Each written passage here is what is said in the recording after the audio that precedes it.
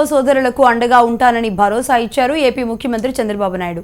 విజయవాడలోని గుణదల మేరీమాత చర్చిలో నిర్వహించిన క్రిస్మస్ వేడుకల్లో ఆయన పాల్గొన్నారు. కేక్ కట్ చేసి క్రైస్తవ సోదరులకు శుభాకాంక్షలు తెలిపారు. మత పెద్దలు ప్రత్యేక ప్రార్థనలు నిర్వహించారు. అనంతరం అక్కడి ప్రజలతో కాసేపు ముచ్చటించారు సీఎం. బలానికి వందనాలు. ఈ పుణ్యక్షేత్రానికి వచ్చినటువంటి ప్రతి ఒక్కరిని కూడా మీరు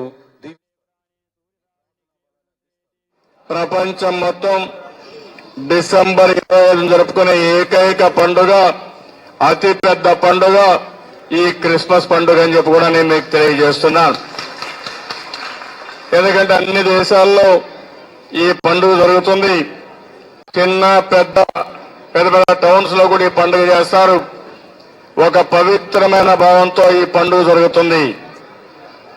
మొత్తం యేసు ప్రభు ఒకసారి ఆలోచిస్తే లోక కళ్యాణం కోసం, పాపులు చేసే పాపాలని క్షమించడం కోసం, ప్రక్షాళన చేయడం కోసం మానవ రూపంలో కూడా ఒక సందేశం ఇచ్చాడు.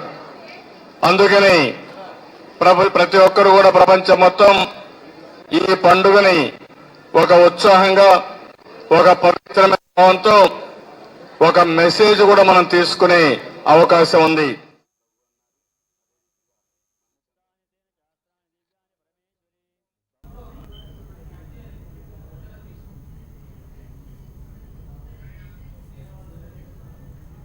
కడప జిల్లా పులివెందులలోని సిఎస్ఐ చర్చిలో నిర్వహించిన క్రిస్మస్ వేడుకల్లో వైసీపీ అధినేత జగన్ కుటుంబ సమేతంగా పాల్గొన్నారు.